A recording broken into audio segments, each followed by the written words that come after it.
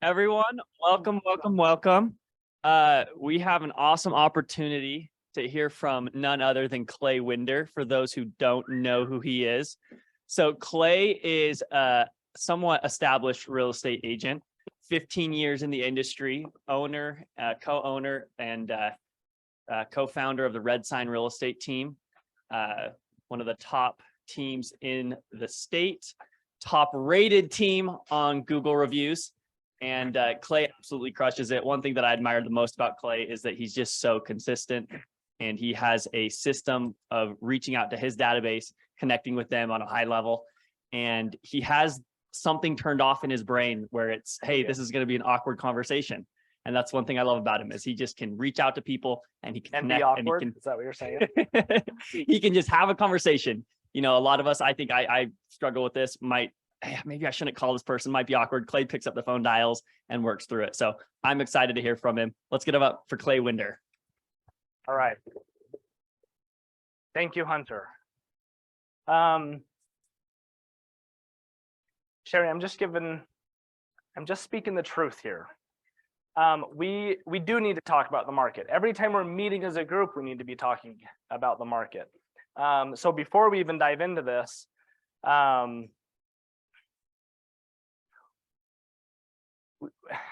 we have to address it, right? Who's like, nobody's written an offer full price in the last little while. I saw the KSL article yesterday.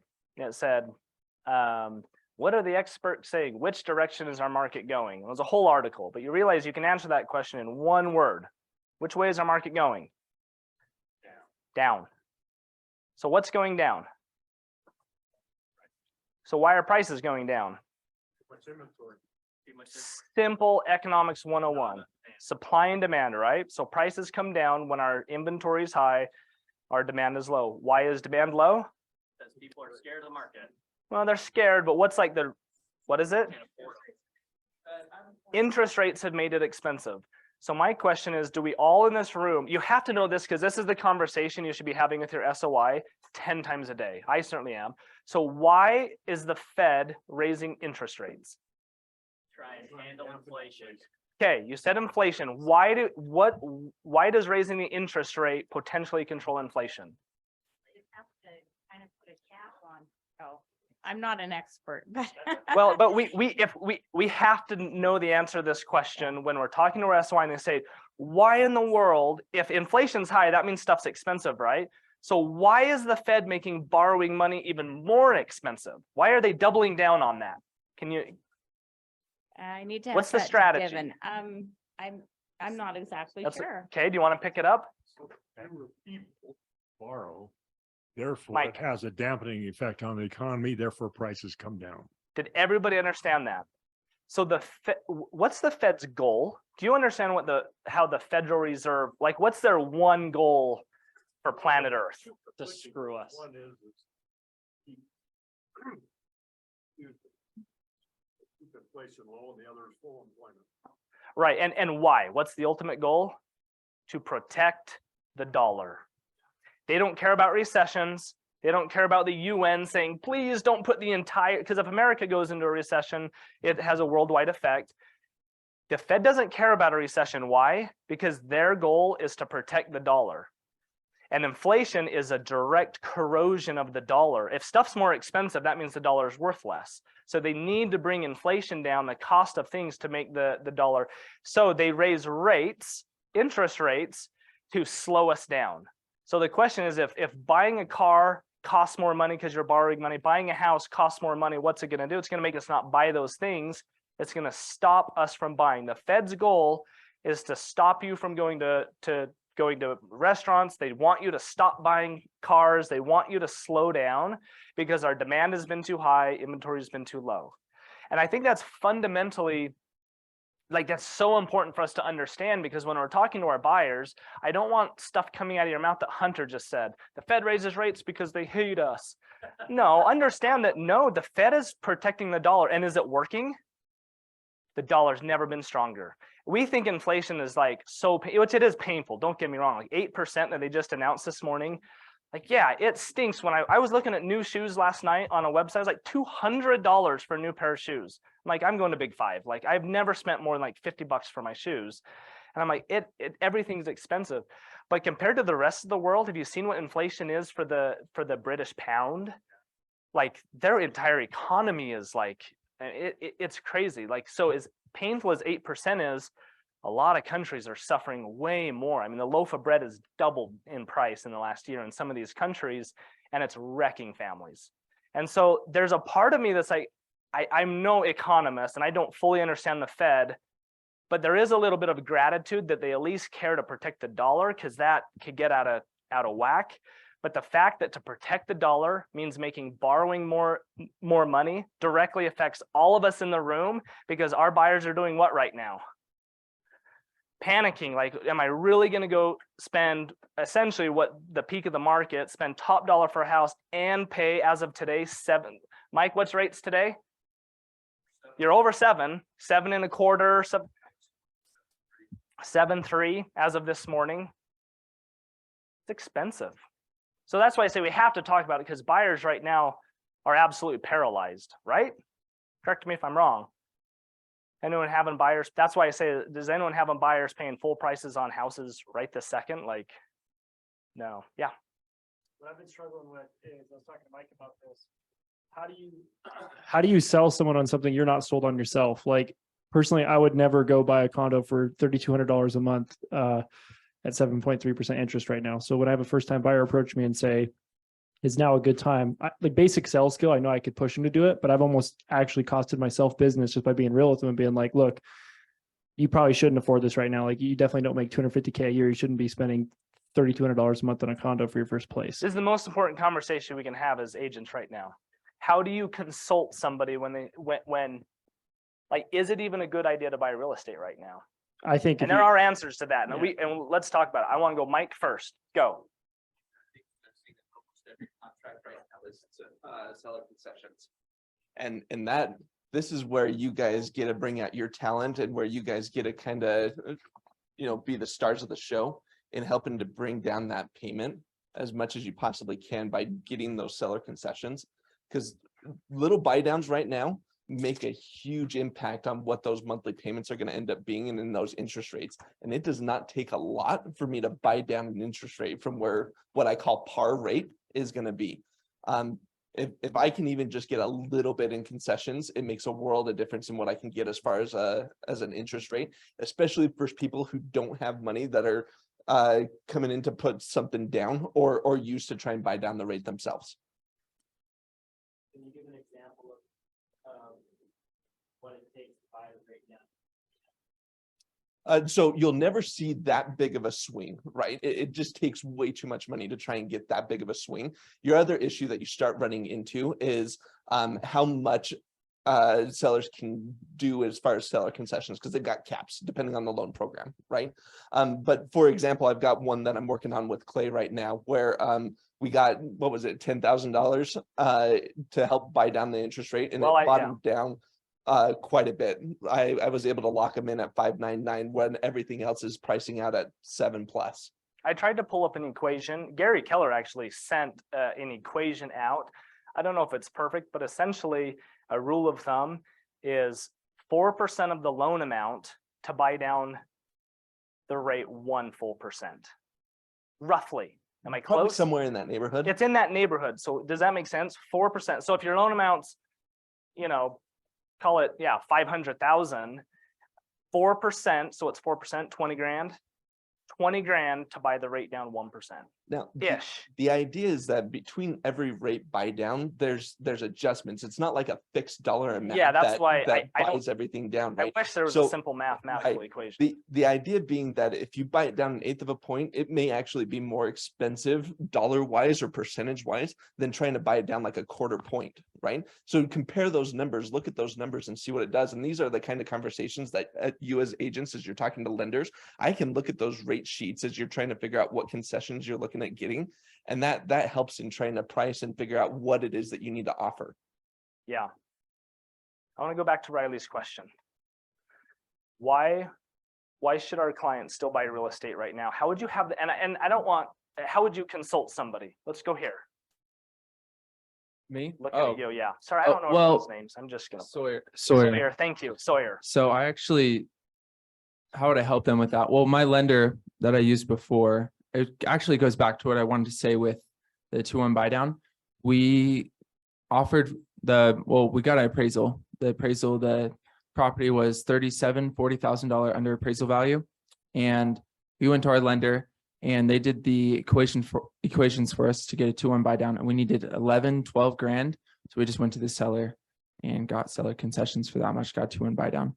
What I'm doing for my buyers to help them, I write it all out on a graph and show them what's going on with interest rates and how we can predict with 2-1 buy downs that they will, if they can eat the interest rate for a year, they're going to have a great deal. I show them a graph when buying in a bull market versus a bear market, saying in a bull market, you're not going to get appreciation. You're going to be buying high and over purchase price. You're going to have low inventory.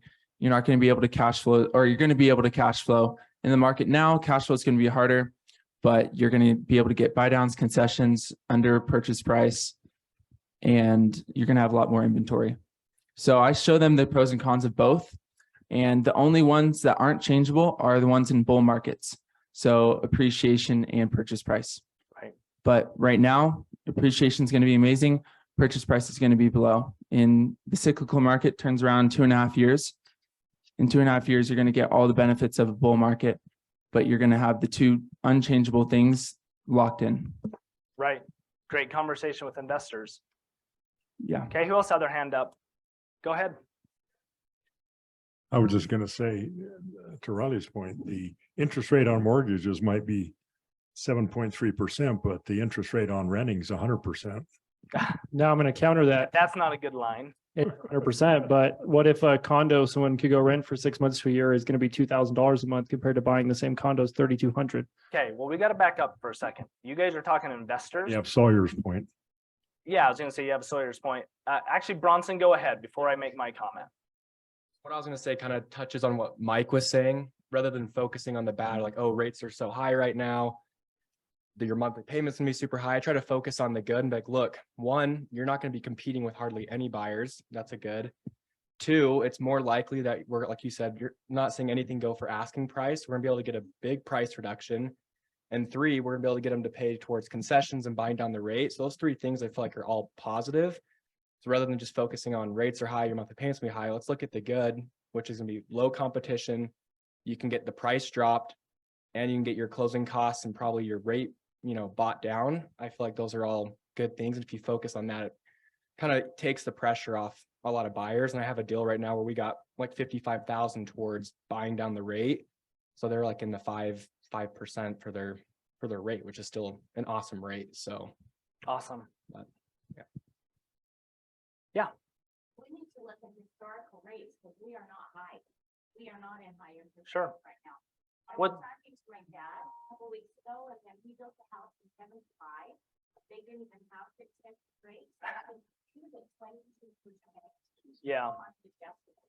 What's the average for like America? Like if in the last like 100 years? 6%. No, it's like 13%. What's the average of like most of our lifetimes, like from the 90s? 7, which is where we're at today. I'll need to adjust. I remember when I bought my first house, it was 11. And when I refinanced at 9, I thought I had like it adjust. What was the price now? It was pretty low. And that matters in these conversations. Like, well, because here's the truth too. We can say bingo. What sucks today is the affordability rate. And what's the Does anybody have broken that down and like looked at what the percentage will be compared to what it was 20 years ago? Yeah, it's pretty crappy. Because remember, what's the affordability rate? It's the percentage of housing cost to income. And it's not great right now. It is expensive. So even though rates are like historically, yeah, we're kind of normal because of prices, because of interest rates, it's still a good portion of our income. And that's why our buyers are pausing. Right. But I want to step back and we have to make this point. What is your job as a realtor? Like just like the fundamentals, like what do we Thank you. And so back to Riley's original question, if somebody comes and says, why would I ever buy a house right now? And if your response is, I don't know if you even should buy a house, I would challenge you to come back. And Bronson, you kind of started to go there too in your comment, that at the end of the day, we have to go back to, why is the conversation even taking place? Like, forget speculating the markets, forget history. When you have a client that says, hey, I probably need to make a real estate change, I think we really have to hit on the why? Because for you to say, oh, it's a terrible idea to buy real estate, that means nothing. Because I want to know, well, why are you even asking, first of all? Because somebody might say, well, I'm getting divorced, or I just won the lottery, or I found mold in my house and I am literally sick with a respiratory issue and I can't stay here. Or I don't know, I'm just curious to invest my money because it looks cool to be a real estate investor. All of these things are going to guide a completely different conversation. If somebody has to sell because they've got mold in their house, I use that example because I literally have that right now. His wife is bedbound sick because there's so much mold in their house. And the remediation company says, if we remediate this, you're going to spend a lot of money. And guess what? It's in the soil and in the trees and everywhere around your house. It's just going to come back. You need to move. And he's not affected by it, but she is. And so there's some things that you have to say. And so to say, well, buying real estate is just a terrible idea. Well, what choice do they have? We need to navigate all of these discussion points to find solutions. But if it's like your buddy that's like, well, I just want to be a real estate investor. So I'm going to HELOC my current property, because we've all been preaching this last year. I sold so many of my friends, right? Let's HELOC our property and just go buy a rental property because it's cool. Am I going to be like, oh yeah, let's just go do it? That's a great idea. I'm going to have to, Sawyer had a few points. I'd really have to say, well, let's run an analysis at 0, if not negative appreciation. And let's run the analysis at 8% interest rate because you're an investor, and we have to factor in whatever your HELOC rate might be. Are you going to be negative $400 or $500 in cash flow a month, but to pick up the tax savings and to position yourself for when the bull market returns? Is that worth it to you? Yeah, it is. Okay, let's have a conversation. Likely it's not like that, especially with HELOC money, right? Sorry, I've been ignoring you. Go. No, I was just gonna say that, and you guys can correct me if I'm wrong, but if you buy the right property, you should never lose this. As long as you don't panic sell, as long as you don't run away from it, you shouldn't lose in real estate. And so it's still, even in these markets, yes, it's high. Yes, there's things going on, but if you're willing to wait and you're willing to sit on it, you should always come out ahead. And that validates Sherry's original comment right as we were starting class. If your investment horizon is further than a flipper or the 1 year, time makes every real estate investor look pretty good. Yeah, so I want to share a story that I actually heard when we went to the wealth building seminar in Salt Lake. And remember, Cameron Burnside was up front, and Cameron Burnside, if you know who he is, he's an agent in Salt Lake, really well known, sells a ton of homes, really good investor. But he shared a story about his first investment property he ever bought. And he bought it in September of 2007. He's like, literally the worst possible time I could have ever bought an investment property. I share this with clients all the time. So he bought it at the worst possible time to ever invest. Is September of 2007. The market just started tanking from there. And he said, I kept it until last year and I sold it and made 300 grand off of it. It's like the ultimate story of just hold. Right. Right. And you guys all get it, right? Like he bought here 2007. Yeah, we had the dip 08, 09, 010, 11 was the bottom. And it's been going up ever since. Yeah, he's like, and so he sold here. Literally the worst investment I could have ever made in real estate. I bought it the worst possible time, and I made 300 grand off of it. Right. Plus whatever he rented it out for the 10 years that he owned it. Totally. Just a bonkers story that I just have and to that's share. just in the appreciation quadrant, let alone what tax savings he may have made, let alone the debt reduction, all of that. I'm going to just scoot away from that. Is this helpful? I feel like we have to have the reality check of realtors because, again, back to your question, the class is supposed to be about communicating with our SOI. Well, I promise you, every conversation you guys have, and you guys nod your head, like you're at the pumpkin patches the last couple of weeks, you're having conversation, everyone's, well, how's the market? Like, should anybody even make a move in real estate? And it's easy for us to be overly optimistic and say, oh yeah, it's just real estate's just great, you know, or to be a little more pessimistic of like, no, you shouldn't buy right now. It's the most expensive time to buy real estate in my lifetime because of price and interest rate. Literally the most expensive time in my lifetime to buy real estate. So no, you shouldn't. But the truth is, you have to diagnose it. You have to remember, as a realtor, do we sell houses? No, we do not sell houses per se. We consult clients to make good decisions on buying their houses or selling their houses. We're consultants. We're a fiduciary. Yeah, Mark. You mentioned at the beginning of class, get ready for short sales. I mean, were you kidding, or is that something that you think is going to happen? Well, it's absolutely going to happen, but hopefully not at a wide scale. I mean, here's the thing. No, bingo. No, you are completely right, Colby. That's the honest truth. How many people, like, here's the thing. Everybody that just closed on their homes in January, in Q1 of this year. I said this like 2 or 3 months ago, where I was up at the front of the TV, and I said, go and talk to your clients that bought in March and April and tell them how much they were upside down in the house. Yeah. You got upside down. I did a CMA just a couple days ago. I used no solds and I didn't have any under contract. So I used active listings. The price came in at about $440, $445 based on the active listings, but not one of them had sold. So what was my recommended list price? $399.9. I took 10% right off the top. We've already lost 5%. That's obvious. If you're not adjusting your CMAs, first of all, if the comp is older than August at this point, you're outdated, right? And active listings is all I really had, but they've all sat days and days and days. And it's like, yeah, those aren't sold comps. I took 10% off $399.9. And they said, are you sure? And I said, yeah, and that's if we're lucky.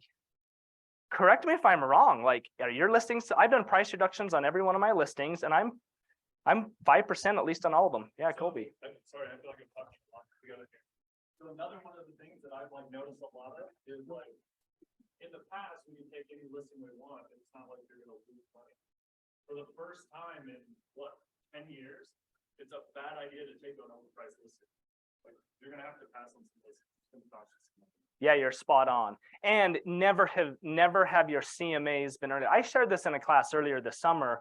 In February, I took a listing over here in Vineyard, and my CMA was a pretty wide range. And I literally came out of my mouth, price it anywhere in here, I'll have multiple offers and you'll be higher. You'll be okay. And that's exactly what happened. We priced it there, had multiple offers, blew it through the roof. I looked like a hero. But right now, like, those days are long gone. I think we all understand that. Right now, it is like, if you're off even $1 on your CMA too high, you're sitting. Look at our days on market are just like going straight up. And that's like, the market will not get better. I think we all just need to have the reality check. It's going to get worse before it gets better. Well, even today, like, you guys, you saw the news this morning. Inflation did not change. It's even higher. Like, and again, so what does that tell the Fed to do? Obviously, they're not going to just run out and do another hike on us like today or tomorrow, but like, yeah, in the next 30 days, rates will hit 8-9%. And rates will continue high until inflation's where? Like 2 or 3%. It has to. Inflation was 8%, 8.2 or whatever this morning. That tells me interest rates are at least going to match that or go higher until it pushes it down. And it's going to take a while to do that. Yeah. No, never. We need some optimism. I'm ruining everybody's life. No, this is not optimistic. No, this is negative. Here's my question. No one's ever coming back to a class. Here's my question. Here's where I want you to take the focus of the rest of this class, Clay. I know. Is how the hell are we going to make a living in the next year and make our goals, and what can we do? Because like this week, I've thought if I stay home and binge watch Netflix, I'm going to make just as much money as if I show up for work. Yeah. So come on, how are we going to do it? Please. Well, but how do we find them? How do we? Yeah, let's take the class there. Let's take the class there. First, I do want to say one thing. At the very beginning, we said the market's going down. What's the one thing for us as realtors that absolutely should go up? Effort, because of why? Market share. Market share, market share. Can I tell you like my hero story that I'm totally not a hero? 2012. We just talked about markets do this, right? This was 2007, the Cameron Burnside story. He wrote it out. Well, I need an eraser. Where's Hunter at? Is there an eraser anywhere? I'm just going to ruin my hand. Let's do a very accurate. Let's do a much more accurate. This is terrible. Here's your shirt. I love this shirt, you guys. It's my purple shirt. Yeah, right on my dark pants. So a market. Okay, I think we'd agree that is a true market line, right? There's valleys and peaks, but overall, and this is to the Cameron Burnside story. Thank you, Sawyer, you're a stud. When you look at like history and along, real estate goes up. That's why we can say, look, time will always make a real estate owner, real estate investor look smart, because time allows you to cheat the valleys. Right, I'm the same. I bought a townhome in 2008, right as we were going down, because people said, oh, it started in 07. My very first property, well, my first property was 06, but my second property I bought 08, because everyone said, oh, this is just going to be a blip, we'll be okay. And a lot of you were saying the same thing, oh, we'll be fine next year. Will we? You don't have a crystal ball. This could take years. We just don't know the effects of it. And so, but it's at the same time, I didn't sell that property until like 2013. And I made a profit. Same story, not as much as Cameron Burnside, but I just had to ride the valley to be okay. And so as we look at this, it's like, yeah, we'll be all right. Shoot, what was your comment? I had such a good point why I redrew this way. I was gonna say. Oh yeah, my story. Market share, thank you. So the market share for us in the room, to your point, Sherry, why should you go hit the pavement this weekend and make no money, the same as if you were watching Netflix? In my opinion, it's market share. I got into real estate January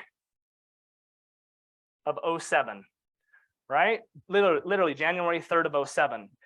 I knew the market going down. So my first year in real estate, I had to learn HUD homes. I learned short sales. We talked about that. Foreclosures. It was like certainly 30, 40. It was almost half, at least that's what it felt like. I can't remember exactly, but almost half of everything was some sort of distress sale, short sale, foreclosure. What's a HUD home? FHA. Foreclosure, but it's an FHA loan that gets foreclosed on, and the government, HUD, offers to take that off the bank's books, and they sell it. And they're wonderful. I have my assistant right now creating my HUD account, literally right now as we speak, just to show you where my mindset's at. I have a HUD account, but we're updating it, right? And so I knew this coming down, but to market share, the bottom, for me at least, was February of 2012, was the first time I ever had multiple offers on a house, other than a few like short sales. But the first time I had a listing and I received 2 offers at the same time, blew my mind. I'd been in the business for how many, 5 years. And like you guys are like, well, that's every single house we ever dealt with last year. So it shows a difference. So this at the bottom though, I was 5 years in the business. I started to get pretty good because I was eating dirt through all these hard years. And I got to the point where all the big dogs were getting out of the business. And all I was doing was doing my 36 touch, calling my friends, calling my family, consistently doing the 10-4. We teach the 10-4 at Ignite. Guess what? Back in 07, Gary taught the 10-4. What's the 10-4? Come on, Igniters. No, not you. Let's pick on somebody else. What's the 10-4? Teach and Ignite. Oh, come on, you guys. You got it. So you add 10 contacts to your database. You communicate with 10 contacts in your database. You write 10 thank you cards, and then you preview, most likely online. You just preview 10 houses so that you can have market data in your head. Remember, we got to get the MLS into our head as much as possible. 10-4, right? And so they were preaching it. So every day I made my calls, I sent my postcards, I did this. And in the very bottom, I started to get really good. And when this shift first happened, I did 60 transactions with just a transaction coordinator, like a Jen Gray, kind of helped me do that. I did 60 transactions. And then right out the gates in 2013, I did 110 transactions in 1 year. May I had 18 closings, and June that year I had 18 closings. 36 closings in 60 days. I was rich, and I was like, I thought I was like the coolest guy ever, but I acknowledged that I was not special. I wasn't that great of a realtor. But because I was working hard and making my calls in the downswing, I had gained all this market share. And so when the shift happened, there were very few realtors in the market, in the comparatively speaking, because it had washed out those watching Netflix, right? It had washed out a lot of agents. I kept doing my thing and I caught wind in my sales. I closed 110 transactions in 1 year. Changed my life forever. I bought rental properties. Like, I never made a couple $100,000 just like cash in my pocket ever. Yeah. I think it could be even worse this time. Not like Worse or better? Like, what do you mean? Is what I mean. Worse, but means better for all So of us. who comes to the office every single day and sees how many people are actually at the office? There's nobody freaking here. Walk around Nobody at is 9 working. a.m. Like if you just work, you're going to beat 90% of the agents that are already that are in the business because they don't know how to like pick up new deals. Like Gary Well- Keller said that they were literally just chucking money at us, and now it's switching. Like you were at Bold the other day. Yeah. Carl basically just said, look, we're switching to a what's the word? A skill based. And I honestly think there's a lot of like it's going to be even worse now because nobody knows what they're It doing. could be, but here's the painful, honest truth. Right now, success over the next 12 months is simply survival. I'm not kidding. So like some of us can't afford to go 12 months with only a handful of deals. Like that's the hard thing. But if you can just survive and keep making your calls and brand yourself amongst your SOI, grow your SOI as you are the real estate professional, you'll catch the wind, you'll catch the upswing. But can you survive months without income? Like that's the honest truth is, and that's why we will lose agents. Our brokerage will shrink over the next few months. I know Shoni does not want to hear that, but the truth is some people just can't afford it. And that's okay. Like you're gonna some people might say, I gotta go take that Amazon, especially right now. Like you can go clean up on Amazon for the holiday season. I guarantee we'll have agents in our office that have to, and that's okay. And I would cheer them on. I would just pray that they would not give up and just make their SOI calls, still make the touches so they can still just survive it and catch the wind. Go first, and then I got to get Bronson. Yeah, I was just gonna say, regardless of your pipeline, I think now more than ever is the time to, hey, let's get our CRM dialed in. Let's learn all the economic models. Let's learn all the lead gen models. Let's get everything in place. So yeah, maybe the people that are going to go part-timers, or maybe the people that, but let's just get everything in place so you're not losing traction. Let's just try and hold steady. So when it does turn around, you can go take even more market share. And then you also don't drop the ball on current clients. Totally. Bronson, go. I think now is better than ever to get creative with bills like seller financing and other options that way. I've put For probably sure. 3 seller financing deals together in the last month that wouldn't have been possible. With all my listings, Yeah. I've convinced my sellers to offer seller financing. Yeah. So then and those seller financing deals, I'm getting. Mike left the room, so now we under can talk about, 5% we'll just rate. become our own lenders. We'll make our sellers the lenders. So Yeah. that's another thing I think that just opens up a new, as long as we're just shifting our focus, there's still opportunity Yeah, out there. and I still want to answer Sherry's question of how do we find the now business? Like, okay, great, winding ourselves a year from now, but how do I get at least some paychecks now and get some sales? But before that, there was another hand. Sorry, I do not see this side of the room very well.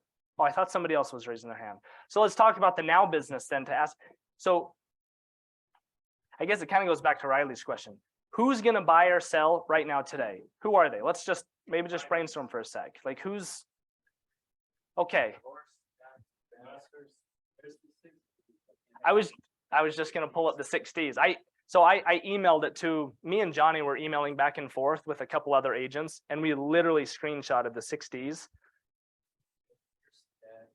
Have you guys heard about the 6Ds? So Jay Papazan has a newsletter, by the way. It's called the 20percenters.com. It's like the 20% club or whatever. He just has a free newsletter every Friday.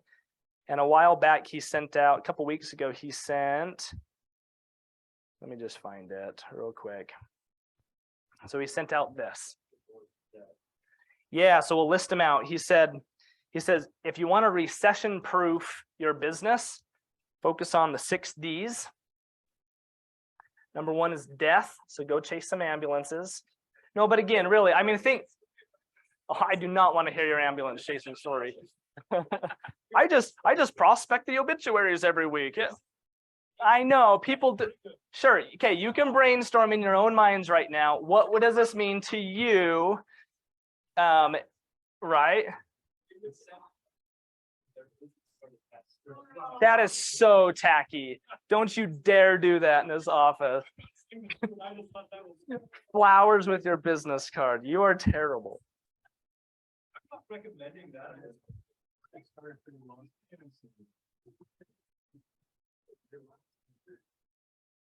Okay. Well, I'll just write them all out.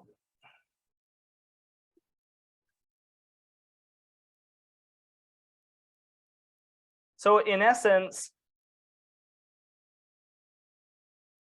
these 6Ds are like not the I want to sell or I want to buy, but I have to sell and I have to buy, right? He just kind of put them into these 6 categories.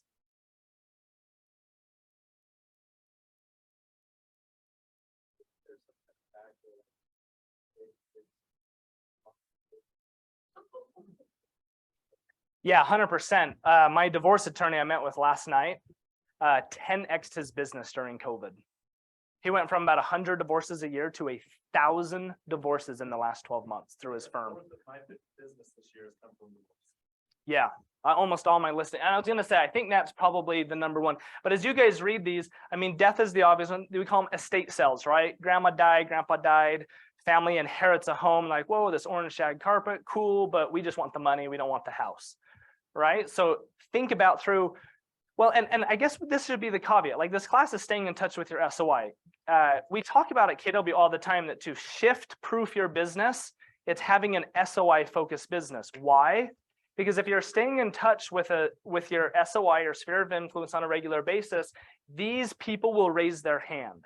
As you're calling through for pumpkin patches, you're gonna do pies next month, little thank you pies, and you're doing your pop buys, and someone says, oh man, my neighbor just passed away. Well, as much as it's weird, you know, passed away. Yes, flowers with the business card, maybe not appropriate, but you can still say, you know what, I actually do specialize in helping people cash out when they inherit properties. Would it be appropriate for me to reach out to your neighbor? Divorce is the big one. 50% of every couple out there, we hate that stat. I get it, but it's still a real stat.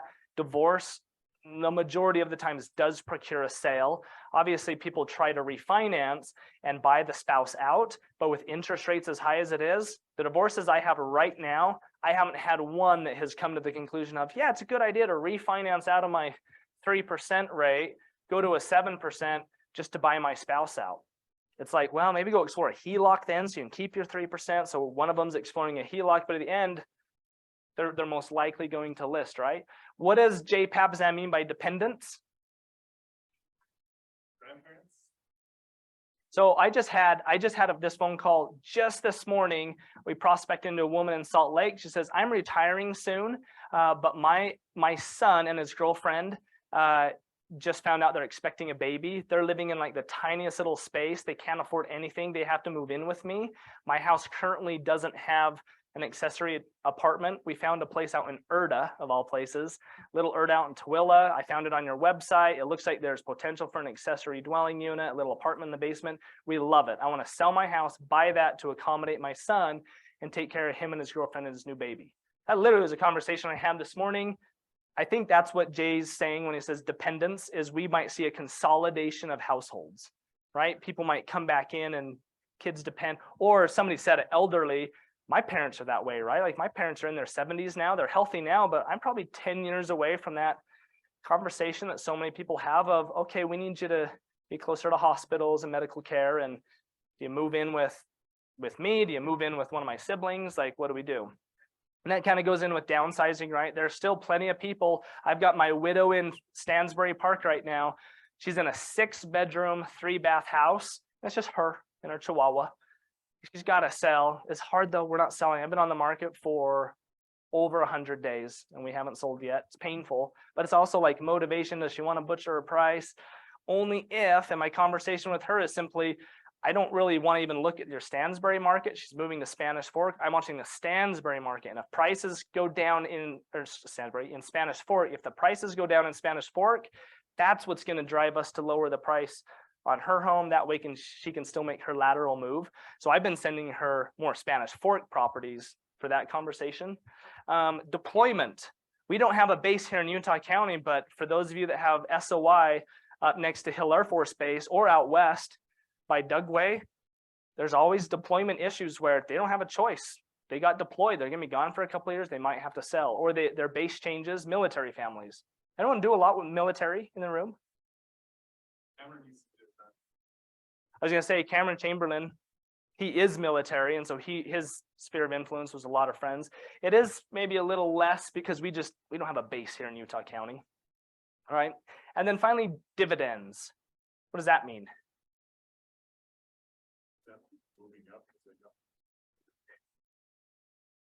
These are the people that say, hey, I do have a lot of cash, because business is still good right now. That's why inflation's high, right? Business is still good. And you might have some individuals that all of a sudden with their startup or their company gets a big, huge fat K1 dividend check from their business, says, okay, I just got $300,000, given to me. I have to park it somewhere. Are you going to park it in the stock market right now? What happened this morning? You're going to park it in crypto? What did crypto do the last 7 days? Where are you going to park that? So in my mind, when he says dividends, it's those people that say, I actually do need to park cash somewhere. And those things are very volatile right now. Yes, real estate might be going down, but the tax benefits oftentimes can still outweigh the potential, of down appreciation. So maybe they go buy some land, park it there. Maybe they go buy just an easy turnkey rental property down at BYU so they can hit the student market, right? There's still, even in down markets, people still make money. There's still people that are successful that just need somewhere to park their cash, right? So to bring it back to the name of this class, how do you find these people? How do we find them? So my question, I do want you to raise your hand, who has what they feel is a satisfactory, I won't say perfect because it doesn't, but who has a satisfactory 36 touch plan for their business? Raise your hand. Okay, so 4 people out of the entire room have a satisfactory 36 touch plan. So I know we only have 14 minutes, but I think we just need to address that. That's the purpose. Do you have a comment? Oh, you raised your hand, but then I moved on. Oh, before that. I want to just show you guys real quick. I think this will be, so when Shoni asked me to do, yep, I'll move it. Hang on just a sec. Is this the slide I want? Yeah, we'll start here. Whoops, not the share button, the present button is what I want.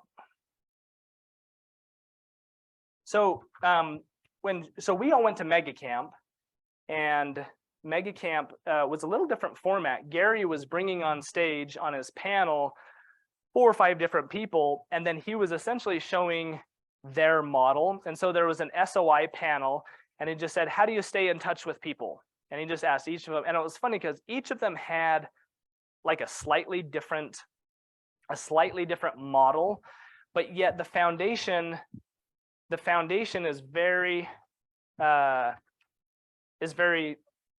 similar, the same. You guys remember in the red book?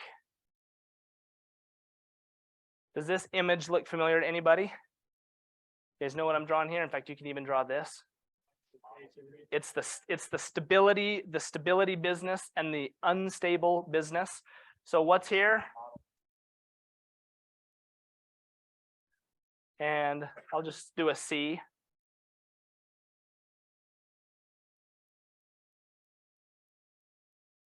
This is one of the funnest things about real estate for your business, right? Is you have creativity. That's still a key part to your business. So models being the foundation of your business, sprinkled with the creativity on top, beats the heck out of creativity, your foundation, and models on top.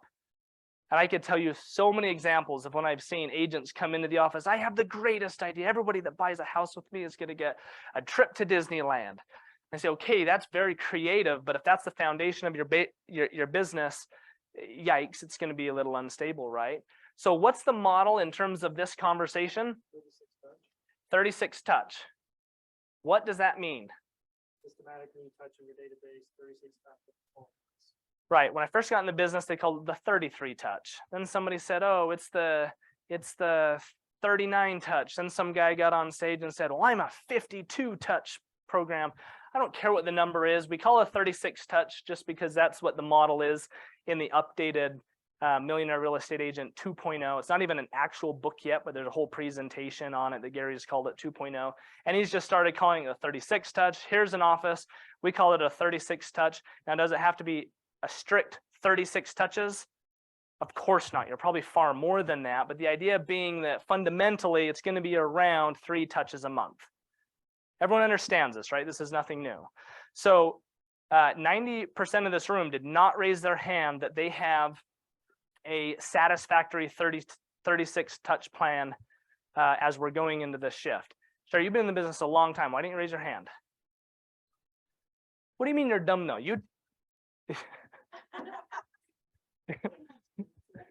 I'm watching Netflix. No, you're not.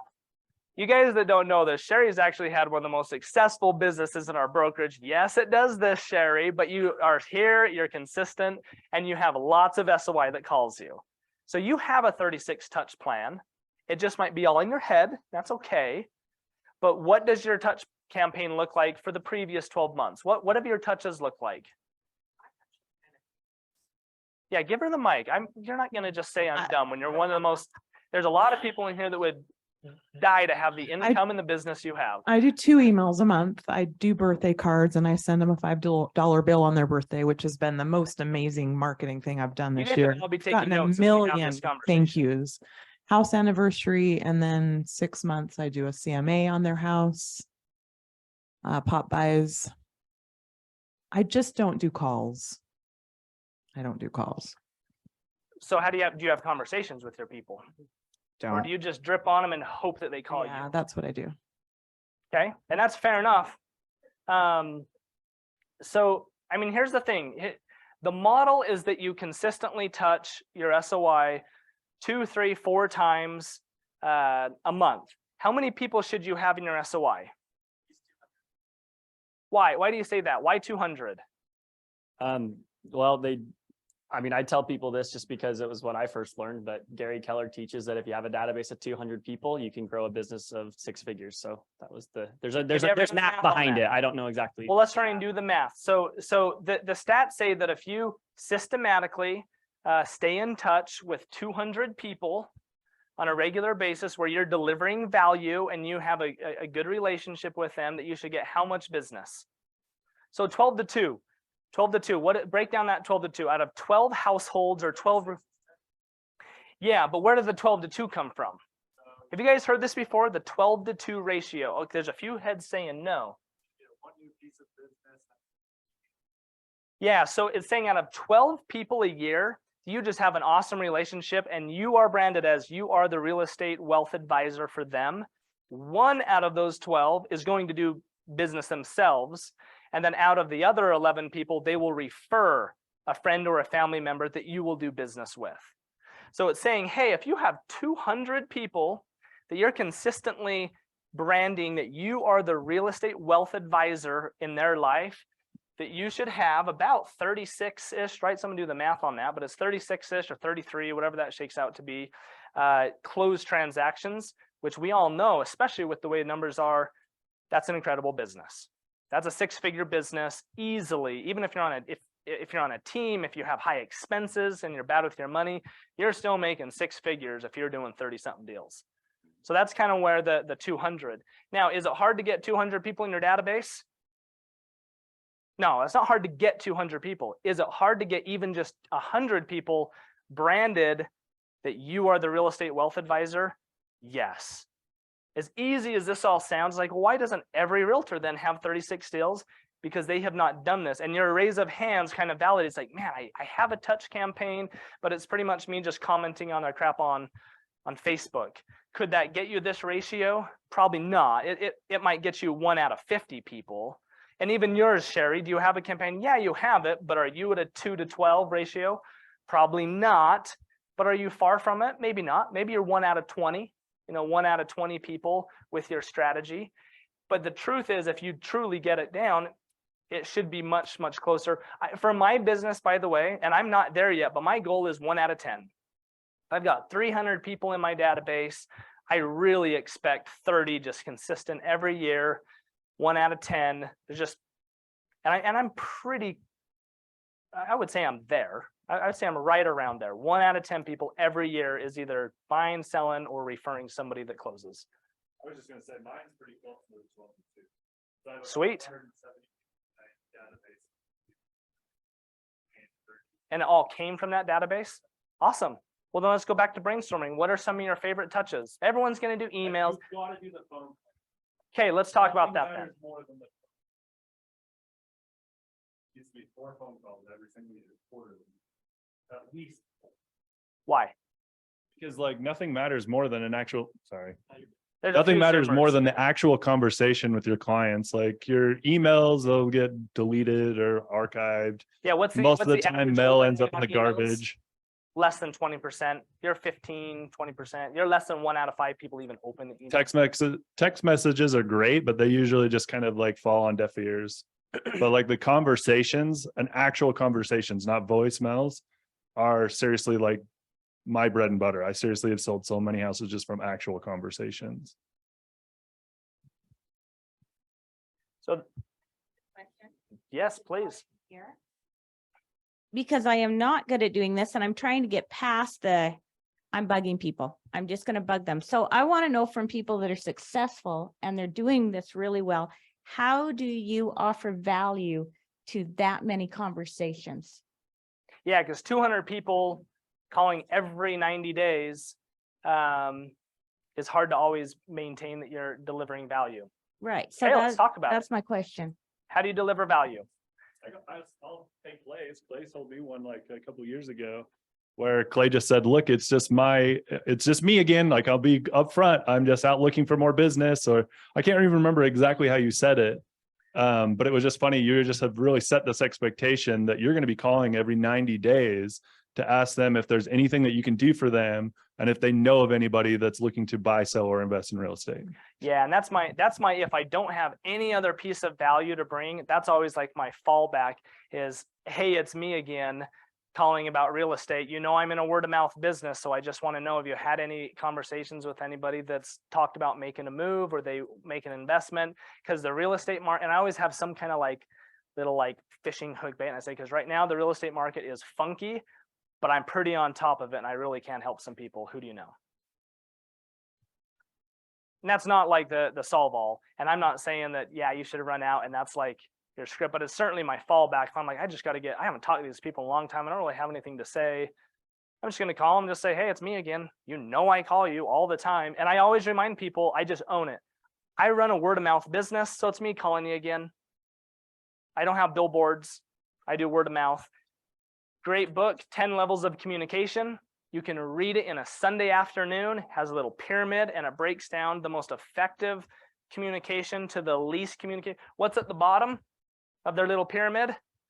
Billboards, print advertising, very, low, ineffective way to communicate. And what's at the tippy top, most effective way to communicate? Face to face, right? Second, phone call. Third, text, because it's still one-on-one. Then it goes into group settings, events, classes, yada yada. So my invitation to everybody, this is the creative part. Do the communication and the touches that you want to do. The easiest way to create value that a lot of our people in our brokerage do, that's kind of the fun way, is events, right? Because events, you get like a triple whammy. The first thing you get, of course, is a one-on-one conversation, maybe a one-on-one text, but then if they actually attend the event, you get a face-to-face. But that's a very easy phone call to say, hey, I've got a piece of value. It's an invitation to a free pumpkin patch or whatever it might be. Very easy piece of value. Now, I've seen agents blow it where they don't do a good job of tying it to their real estate business. So you're now branding yourself as like the party planners. But if you can get over that and say, hey, this is a client appreciation event that I do annually as a thank you for people supporting my word of mouth business and passing referrals to me. And I'm celebrating anybody that has or will in the future pass me referrals. And so I wanted to call you and invite you to the pumpkin patch. I love that line. I did that a bunch this year. I said, I want to celebrate those who have and those who will refer business to me. So I wanted you to come to the pumpkin patch, get a free pumpkin, and let's talk. And then I get the conversation, I get a one-on-one, and again, I get to really brand that person as Clay is the real estate wealth advisor for me and my friends. And again, I just want to brand my 200-300 people so I can consistently have that business. And again, right now, those conversations would say, if you talk to anyone that has a conversation about real estate, it kind of is very much, if you talk to anybody that has a death, divorce, or dependence, because it is, right now it is, the market will be driven by hardships. I think we all understand that. Nobody just wants to go make a move right now. I saw a hand, yes, go. For those who struggle with SOI calls, I'd be willing to teach a class on it as well, but I feel like I've got a pretty amazing script that allows you long-term to not make it awkward to talk to your people at least once a quarter, even once a month. So if you want it, come see me. Yeah, and those scripts should be good voicemails as well. The honest truth is, do I talk to my SOI every quarter? No, of course not, but I do try. And I would say that more than half of the time I am just leaving voicemails. Right? So like if it's like, oh, I don't want to talk. And the truth is when I do get people talking, I'm chatty, they're chatty. And it's like, oh my gosh, I just spent 2 hours and only had 5 conversations because I talk too much. So sometimes it's like, okay, sometimes I like it when I get people's voicemail because I can easily deliver my little value piece, remind them I'm in real estate, I'm in the word of mouth business, appreciate their commitment to referring me, yada, yada, yada, thanks, bye. And if I don't get a call back, oftentimes I just get a text back that just says, hey, got your voicemail, glad business is great, glad the world's still turning, peace out. And I'm fine with that. I'm fine with that. I'm just looking for those that call me back and say, actually, it's funny you called. I've got some friends that actually are getting married or they're whatever, and I think I should refer you. And next thing I know, I've got a good lead. Yeah. Another one that we use is like Talk loud. another one that we use, like if you really want to get on the phone with them, is a dropped voicemail, like Slide dial. slide dial. Yeah, or slide broadcast. Yep, I slide dial every single day. Usually to agents though, because I don't want to talk to agents. Explain that a little bit more for people that don't know. Well, slide dials, if I want to call Colleen about her listing, and I just want to know if the ADU apartment is actually approved, is it conforming or non-conforming, whatever. I just slide dial an agent and say, hey, I'm just trying to get a little more information about your listing. Will you just text me back? I'm looking for, is your apartment that you're advertising actually permitted and approved, or is it a non-conforming? Just text me back, see you, bye. So I don't want to talk to Colleen. Just kidding. No, it is true though. I slide dial agents every single day. I don't want to chit chat too much. If I'm busy, I'm busy. I think now more than ever, it's important to focus on referrals. More than ever. Always ask for a food account. Looking to buy or something. Yeah.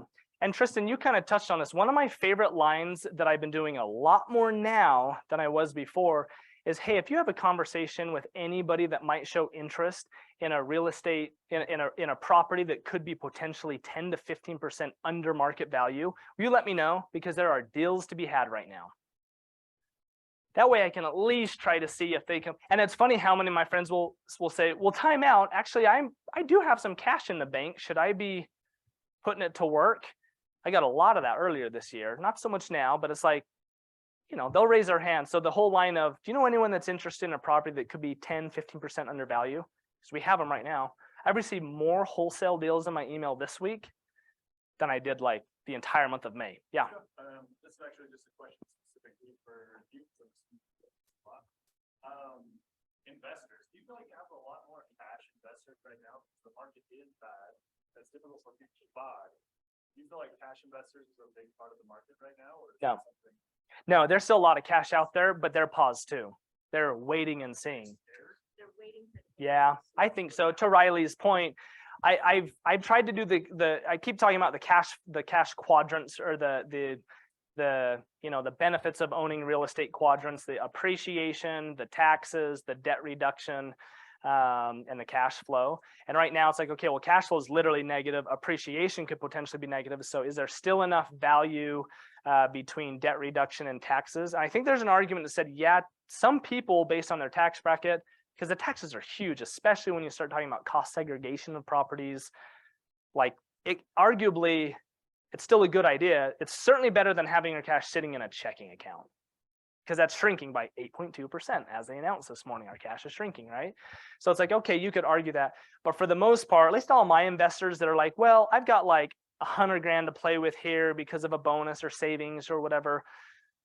A lot of them are just saying, well, let's just kind of wait and see. Yeah, there's deals to be had, but the interest rate has paralyzed investors too.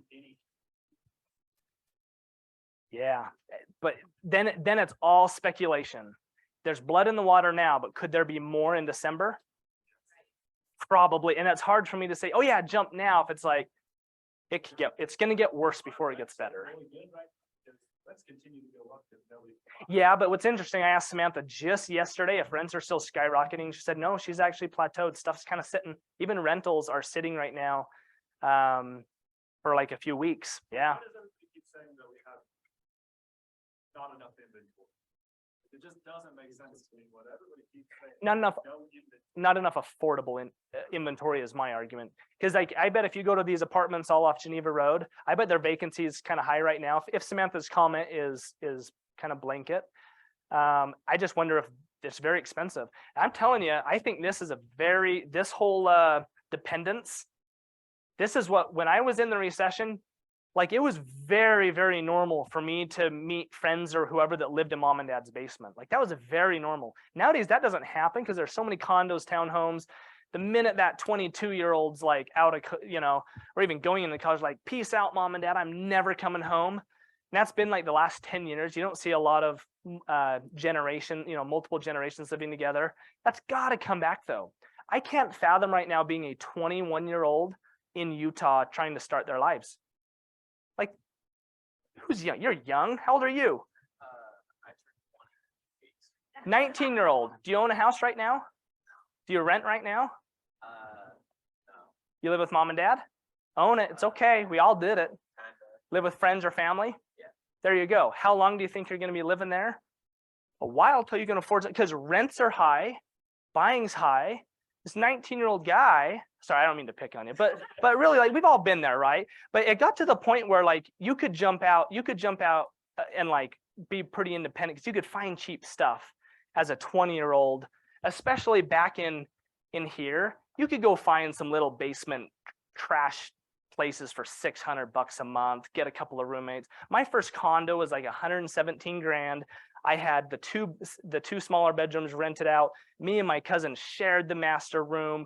Like that's pretty normal, but we bought it. It was cool. We bought it, but it was 115 grand. Our rent was cheap.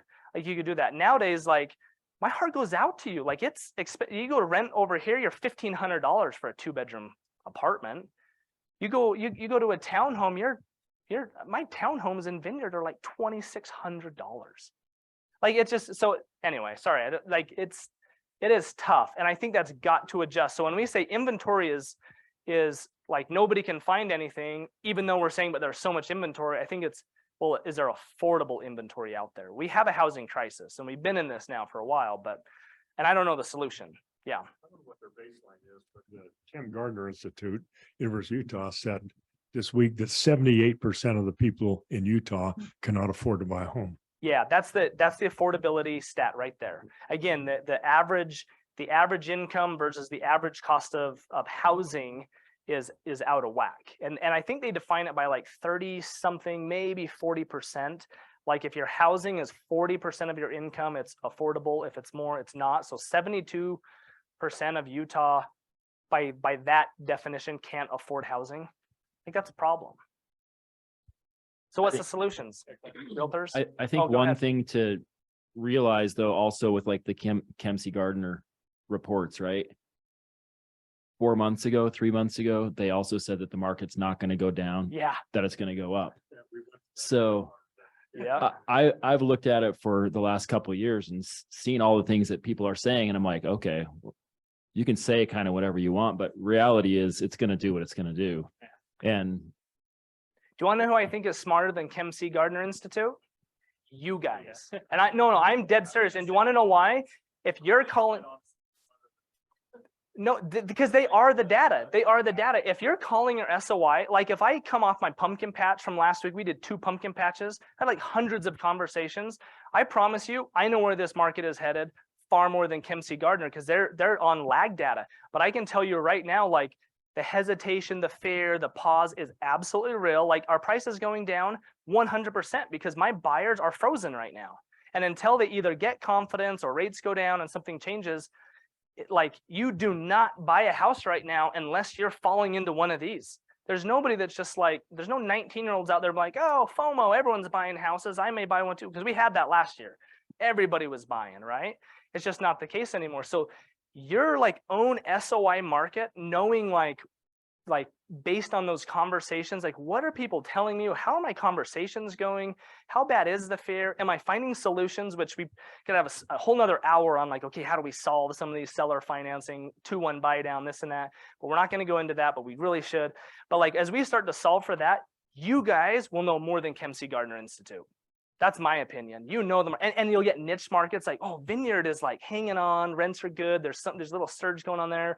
But the BYU Provo South BYU scene is tanking right now. But oh, like a good example is American Fork, all the townhomes and condos that Keystone built. Condos are hanging in there for some reason. Townhomes are in a little bit of a free fall right now. Like what's going on there? Like you guys are the experts. At the end of the day, Kempsey Gardner Institute and the news should be calling you. Like the realtors are the boots on the ground because we are calling our SOI. Unless you're watching Netflix, then you probably don't belong on the news. Just kidding. Sorry, I saw a hand. It was me. I was just wondering, like, so, like, we said 78% of Utah can't afford the median. They'll find a way. I wonder if that is some sort of correlation. So I wonder what that is in San Diego, for instance. Like, how many people in San Diego can afford the median home price in San Diego? I don't know if it ever gets better. Maybe it just continues to get worse because people that have money are going to buy investment properties mostly stuck renting.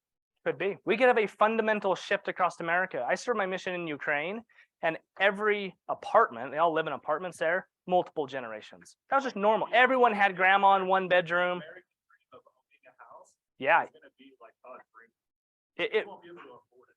maybe. Like, again, I don't want to get too doom and gloom, but like, you guys got to remember, like, I did taste this. Like it, and it wasn't so scary because I was like the 19-year-old kid that's like, hey, I want to become a realtor in the worst possible time, which I commend you. Don't let people say that. You're going to learn short sales. You're going to learn for whatever we go into, you shift with it. That's why we did that whole shift series is we are problem solvers. We're consultants. We solve problems. So like right now, financing sucks. Well, guess what? You better master seller financing. If you've got free time today, go read every word of the seller financing addendum on the MLS and make sure you understand it. You should absolutely know that. I just updated half of my listings to offering seller financing, and my other half, I hope buyers agents are hitting me with seller financing. Like it should be a solution, right? You should understand those things. So we shift with the market. And then it again, when those people that just bought April, I'd love if somebody could get real data. But my gut, April 15th was the last time Edge Homes did a price increase ever. In my mind, that defines the peak of our market. April 15th, anybody that bought around here, I'll tell you what, just this year, 6 months ago, whatever that was, if there's death, divorce, if any of these people, they're going to call me and say, hey, well, I just bought this Edge condo over $400,000. Lehigh has one right now at like $350. I say, okay, you're upside down. Do you really have to sell or can you write it? Can you write it? And they say, no, I really have to sell. I might have to explain to them what a short sell is. Unless they're willing to write a check, they might be a little bit in a dip. And again, if you're buying an investment property, you got a great rate, by the way. So don't you dare panic. Because I bought in January, guys. I bought a townhome for $507,000. Am I a little overpriced? Probably, but guess what? My rate is sweet and I have staying power. I'm not worried at all. Because I'm going to write, because my rent's high, I'm good, right? So my interest rate, and I'm held hostage though, I'm probably never going to sell the thing because I might not ever see my 3% rate ever again. So like if you bought here as an investor, yeah, prices are high, but who cares? You got a low rate, like you're solid, right? But if somebody falls into this category, we might be teaching short sell classes here. Again, what's a short sell? It's where you sell the house for less than what's owed to the bank on the mortgage. It's a whole nother ball game, and I love them. They were fun. They're hard to do, but guess what? The commission rate is on them 3.5 or 4%. It takes 6 months at best. I'll bet they're smoother than they used to. Are you? No way. Banks don't know how to do them anymore. They forgot. I'm telling you, I think we're going to go through a learning curve on the bank end too. It's not like they just can turn the switch back on. They've gone a decade now without their loss mitigation departments. Here, need a little extra Totally. We should be talking BPO classes. Does that scare you guys? No, because we will shift. That's all we did, right? You guys know what a BPO is? Broker price opinion. It's what the banks call CMAs. But they'll pay us $75 here, $100 there, because it's cheaper than paying for a full-fledged appraisal. Yeah. Yeah, elite, again, and yeah, and I don't want to, yeah, that goes back to the whole comment of we just got to survive. Like survive, but make market share too. Like that's the thing is if you only survive, but you're not making your calls and you're not growing your influence, your brand, then it's all like, yeah, you wasted it. But if you can just survive, but take that market share, you guys will just make it big. We can do it. Keep your chins up, work hard. Anything else? Go. Because one good thing about talking to people, not necessarily in a transaction, but just having a conversation, is you find out where they're at. Because one thing I got out of Bold on Monday that really hit me is, do you know your scripts better than your buyers do? Like the buyers know, they know what they're going to say. No, interest rates are too high. And it's like, yeah, that's right. I need to know what I'm going to say more than they. So just having those conversations would really help with that. Being prepared Totally. for all that. His conversation about scripts is so interesting because one of the things that I thought, sorry, I feel like I've hijacked this class. It's fine. You sell more real estate than probably half this room. So talk. So one of the things when he was talking about scripts that I thought was really interesting is like, he's like, know your scripts, know your scripts. I'm like, the most important thing that you can know when you go into a phone call is the market statistics. Like you should know it like the back of your hand so you can talk to them with some confidence. I feel like sincerity and confidence are the best way to sell real estate. Like be sincere, like, yeah, now's not a great time. If you're just like thinking about buying a house just for the hell of it, now's probably not the right time. What was Josh Stern's conversation? Market statistics are the currency. What did he say? Currency of building building trust. Market statistics are the currency of something like that, where if you know the market statistics and you can educate people for the hyper local market. Yeah, do you have it? Knowledge is the currency that earns our clients' trust. Knowledge is the currency that earns our clients' trust. I love that quote. You're spot on. Yeah. Any other ahas? You guys learn anything today? Go. Just get a couple ahas and we're way over time. You guys are like starving. I love, I think Clay, better than most people I know, always iterates that we're not real estate agents, that we're consultants. And I just love that principle. It hones true to who I am. It's just helping people. So I love that that's at the forefront of his mind. Ask questions. Ask lots of questions. Great. It's a good read. I love your word of mouth. Like I'm going to start using that in my talks to my people that I'm a word of mouth business and I don't buy billboards. Yeah. I love that. Just own. Thank you. Own it. We're word of mouth business. And would you want it any other way? I don't want to be a billboard company or a billboard agent. Word of mouth is so fun because that's where you actually change people's lives. Like it's, yeah. We're not Bart Anthony. Nope. Where is Bart? Have you ever asked Bart Anthony how many calls he's got off that billboard or how much business he's got off that billboard? Yeah. He says, well, I know of one, and it's somebody I met with who said, I need to pray about if I should use you or not. And she ended up hiring him, and he said, so I guess you got the right answer. He said, well, I was really pondering about it, and I was driving down State Street, asking God, who should I use him or not? And I looked up and I saw your face on the billboard, and that was a sign from God that I should use you. He's like, other than that, that's the only piece of business he can trace back to his billboard. Yeah, it's literally his property. He's had it there his whole life. Yeah, he owns it. Yeah. And read the seller financing contract. Like that's a huge thing. Like a lot of us probably don't even know what's in the seller financing contract. And it's new. They updated really recently. It is, and the whole thing, it spells out the whole deal. It's a great tool. Yeah. Just kind of touching on that, one thing that was huge for our team is we had the title company come for one of our morning meetings and took an hour and a half just going over all the seller financing stuff. So awesome. Yeah, understand seller financing. Who needs those banks and their high rates? Do it ourselves. You think? Yeah, Yeah, you want to talk about layoffs. Look at the big, the Rocket Mortgages and Quicken. Yeah, it was interesting though. I had a conversation with a loan officer and I said, have you even done a refi in the last 90 days? And he said, surprisingly, I have like 12 going right now. And I said, what in the world? And he said, yeah, they're all pulling cash out to maintain their lifestyles. So you want to talk about short sales coming on the horizon? Those people are just robbing Peter to pay Paul right now, and they will be in a world of hurt when that runs out. Well, I'm like, dude, why aren't you like saving them? Anyway, any last comments? Yeah. Assumable loans. That could be just as popular as, yeah. So do you have any much experience with assumable loans? Very little. They're Okay. hard to do. They're hard because you still have to apply. And here's why they're going to be hard is the person still has to have cash for the equity portion. Yeah. So it might just be better to do a seller financing note equal or essentially the same as the assumable loan. So if someone's at 3.5, do your seller financing at 3.5.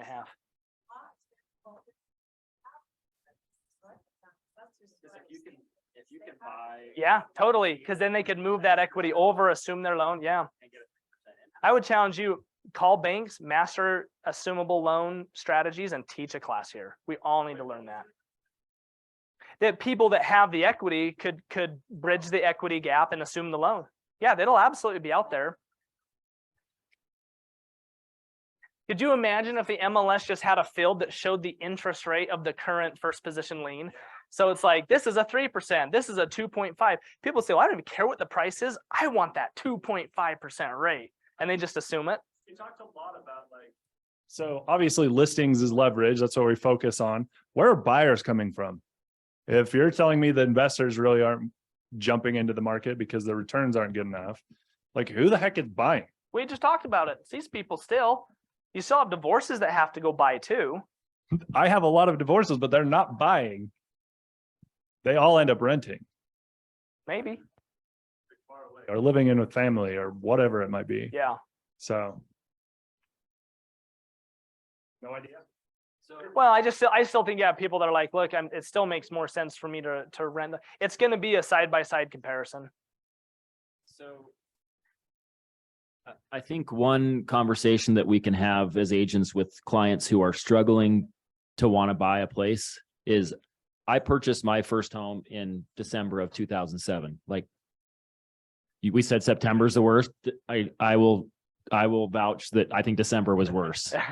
I mean, within 2 months, my value had dropped so much. It was still the best financial decision I've ever made in my life. Now it hurt for a little while.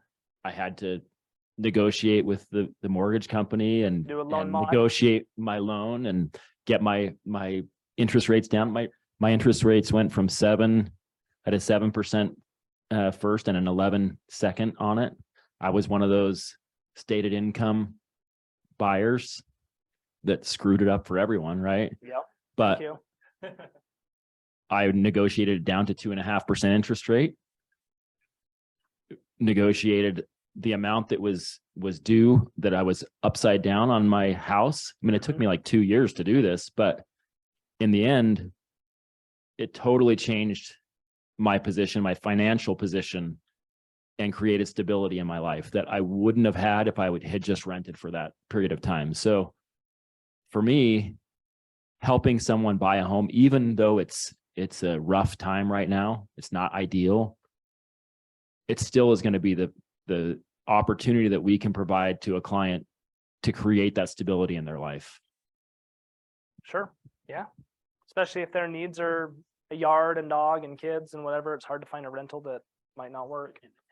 Yeah. Well, you touched on one thing. Last thing, you want a good idea? Start a loan mod company. There were billboards up and down I-15 back in the recession that said, can't afford your payment, do a loan mod with us. But here's the thing. Yeah, they had a service. They'd charge $1,000 to help negotiate with their bank to modify their loan because they were upside down, create the hardship letter. But they were usually driven by realtors. Why? Because loan mods only got approved like 1 out of 10 times. So they were just picking up listings. I wish I would have Short sales. the forbearance program before, because have you come across the forbearance? Only a few. I feel like there weren't as many. I've got one right now, my divorced couple.